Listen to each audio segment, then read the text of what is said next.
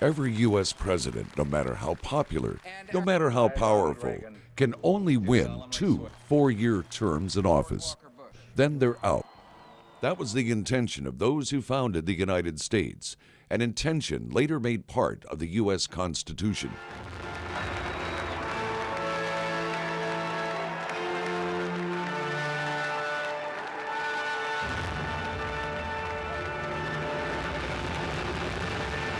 The U.S. tradition of limiting presidential terms in office goes back to the first president, George Washington, who left office after 2 terms for reasons explained by Georgetown University's Mark Rome. President Washington wanted to avoid the cult of personality. He also wanted to avoid the transition to a monarchy. And if you have a president who can stay in office indefinitely, the fear is that somehow this would become a position for life rather than something that you do to serve the public. Thus began the tradition of presidents serving no more than 2 terms, something the founders also saw as a means of stimulating a multi-party political environment.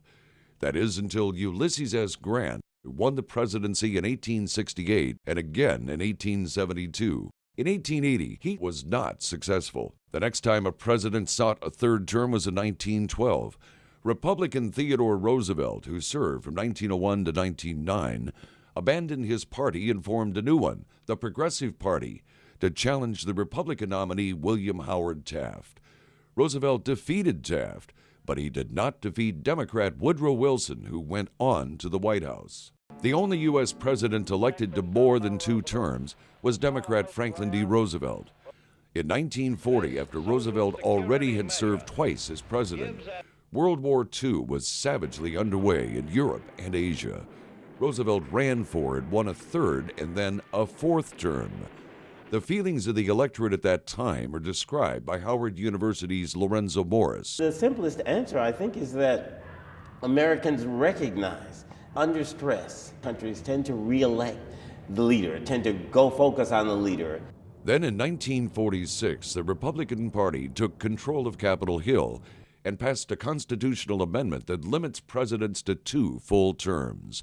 Georgetown University's Mark Rome explains Congress's motivation to take action. The Republicans were concerned that a 4-term liberal president was not to their liking, and to keep a long parade of liberal presidents from coming into office, 2 terms and you're out. The 22nd Amendment to the U.S. Constitution was ratified by the states by 1951.